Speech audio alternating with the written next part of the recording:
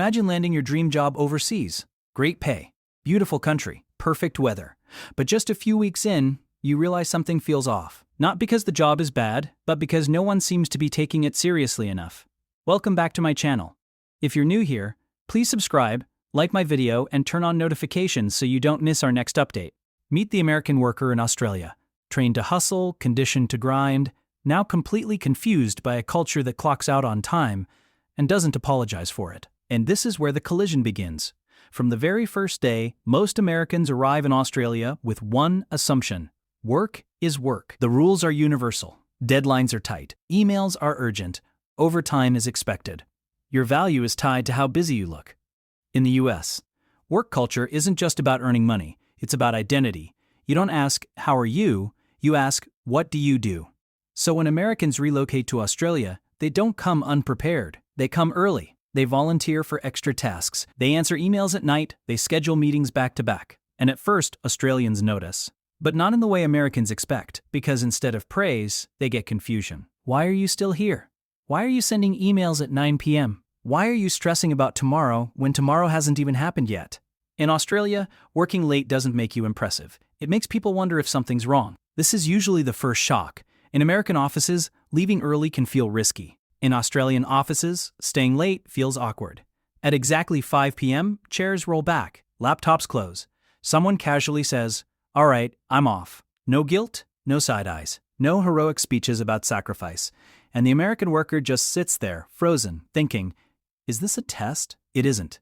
In Australia, work is something you do, not something you prove. Lunch breaks don't happen at desks. People actually leave the building. Some go for walks, some meet friends, some just breathe. And when Americans suggest powering through lunch, Australians hear something very different.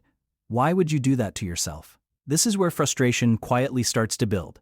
Americans begin to feel like they're carrying the workload, like no one else is moving fast enough, like ambition is being punished instead of rewarded.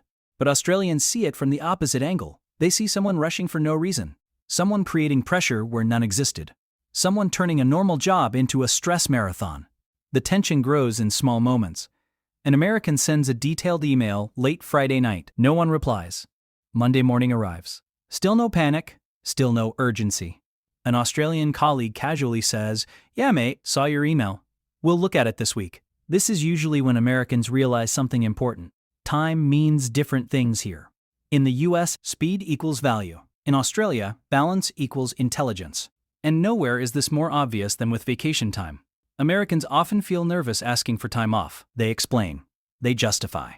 They promise to stay reachable. Australians don't ask. They inform. "I'll be off for 2 weeks." No explanation, no apology. And when Americans check emails during vacation, Australians don't admire it. They judge it. Not harshly, just quietly. Because in Australia, your job isn't supposed to follow you everywhere. Your life comes first. This difference doesn't just affect work, it affects mental health. Many Americans arrive burned out without realizing it. They've normalized stress. They've accepted exhaustion as success. Australia disrupts that mindset. Suddenly, there's time. Time to cook. Time to surf after work. Time to sit outside without feeling guilty. And at first, this freedom feels uncomfortable. Americans feel restless, unproductive, even lazy. But then something strange happens. They start sleeping better, laughing more, thinking clearer. They realize they aren't less ambitious. They're just less exhausted. This is the turning point. Some Americans resist it completely. They return home saying Australia is too relaxed. But others change. They stop glorifying burnout. They stop measuring worth by hours worked. They stop living for weekends. They realize something Australians knew all along. Work should support your life, not replace it. And once that realization hits, it's impossible to unsee. Because when American work culture collides with Australian freedom, one side doesn't lose. It evolves. The question is, which version would you choose? What most people don't realize is that the real clash doesn't happen in the first few weeks. At first, everything feels exciting. New country, new job, new lifestyle.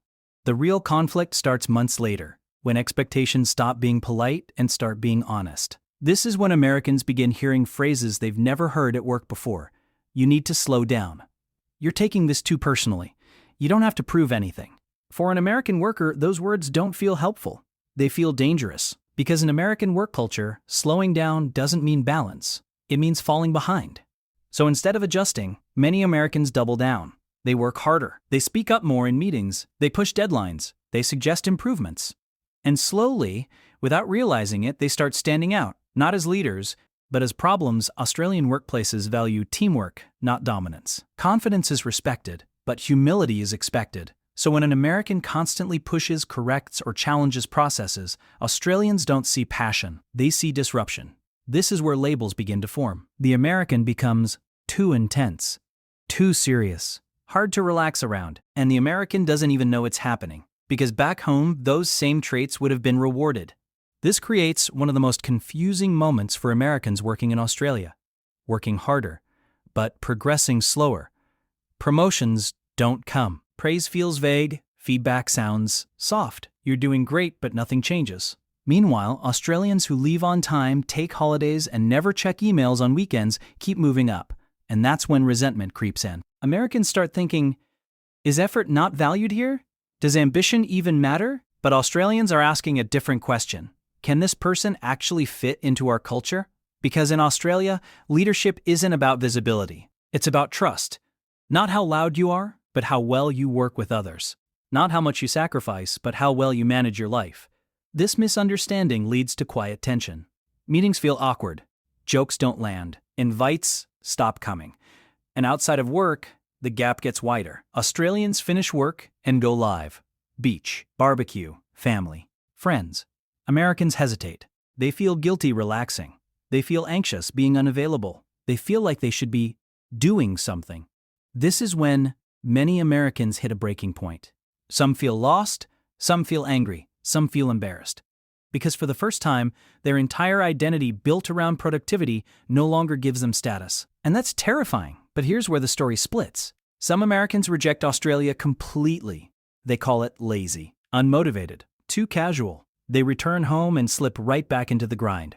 But others do something far harder. They unlearn. They stop tying self-worth to busyness. They stop competing when no one else is racing. They stop apologizing for rest. They learn that saying no doesn't make you weak. It makes you human.